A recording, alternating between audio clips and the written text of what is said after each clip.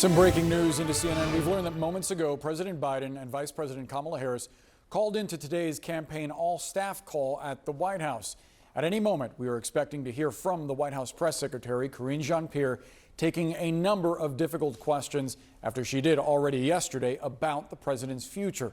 CNN's MJ Lee is live for us inside the briefing room. MJ, you have some new reporting specifically about the chief of staff and a call that he held with staff at the White House telling them to keep their heads up and to focus on their work. Tell us more about that reporting. Yeah, this is new reporting coming in from our colleague Betsy Klein, who reports that the President Biden and Vice President Kamala Harris called into an all-campaign staff call just moments ago. This was described by a source as being a pep talk, and that both of them in this call described the stakes of the election near the end of the call, the president said, let's go win this. And as you mentioned, there are other efforts coming in the campaign, in the White House as well. As a lot of folks, a lot of staffers, aides that are working in the campaign in the White House are really worried about the future of the 2024 campaign. We know that White House Chief of Staff Jeff Zients also had a White House aides call trying to bring some sort of reassurance given the events of the last several days. And we are expecting here White House Press Secretary Karine Jean-Pierre to take the podium any minute. And we expect that it is going to be yet another very tough White House press briefing. Just to remind you, yesterday, she, of course, confronted a barrage of questions about the president's health, about the release of potentially more medical records or any other information that could give us a better sense about the state of his health, and even questions about whether Dr. Kevin O'Connor, the president's physician, could be somebody who could take questions from reporters. So we do expect those lines of questioning to continue. And of course, all of this is coming with the new reporting that President Biden has privately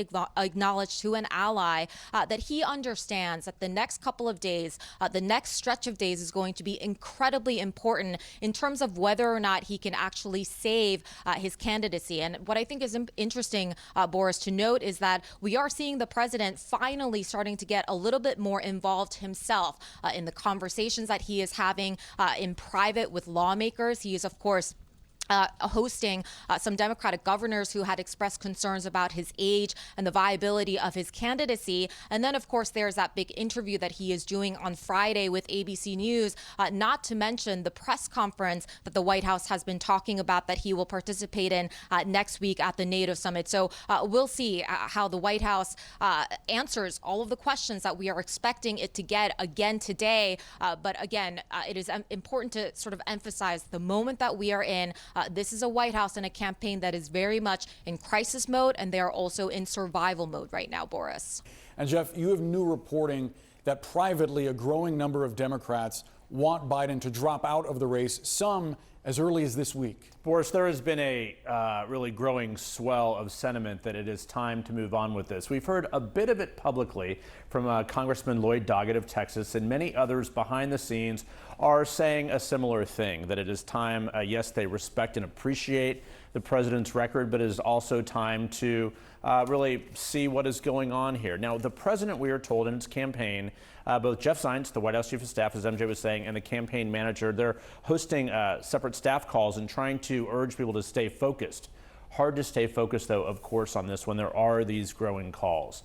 The most important meeting of the day, that lunch that is going on right now with the president and the vice president, and that meeting of governors this evening. Democratic governors flying to Washington, virtually all of them, all of the main ones, some of them who could be considered also candidates to meet with the president. So you get the sense, the feeling that so much has changed in 24 hours.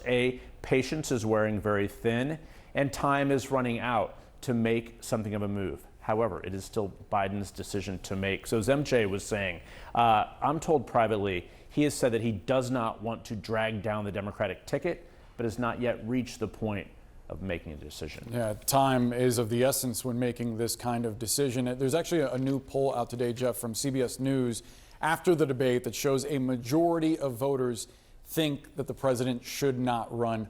Walk us through those numbers. Look, and that is some of the data that they are looking at. Of course, the president and his campaign team are looking closer at battleground data from those 7 battleground states. But look at these national numbers here. Do you think Joe Biden should be running for re-election as president? 69% say no. That's nearly 7 in 10 voters. 31% say yes. So that certainly is an indication at a national level. It's hard to imagine battlegrounds would be any different than that. But again, this is the president's choice to make. First Lady Jill Biden, interestingly, is in Michigan campaigning today. The campaign will go on. Democrats are trying to sort of redirect the focus to the contrast with Donald Trump. Boris, one interesting thing, the Trump campaign has been silent throughout all of this, certainly watching this this campaign. But you also have to wonder, are Democrats going to be sort of worrying what they may get here, an unknown in Kamala Harris or someone else? This is an unusual dynamic in this race. Friday, it's 4 months till Election Day. Yeah, that's why the primary process is so important and so lengthened, so that this can get worked out. If this happens now, it'd be a very abridged and potentially harmful process of the party. Democratic convention next month, but they have even less time to find someone else should it reach that point. If we get to that point. Jeff Zeleny, thank you so much.